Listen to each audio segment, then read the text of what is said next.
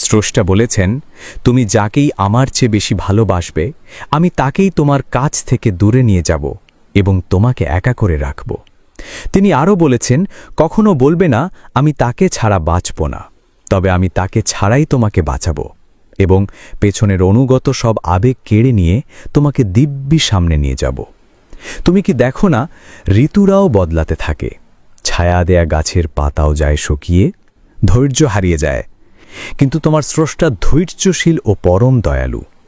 সেই ঝরে যাওয়া পাতার ডাল থেকেই আবার সবুজ পাতা গজায়। তুমি কি দেখো না তোমার স্রষ্টার এই নিদর্শন?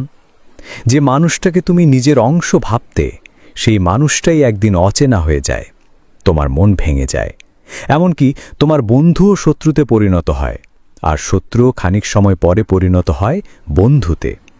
যে মানুষটাকে নিজের জীবনের চেয়েও বেশি ভালোবাসতে, সেও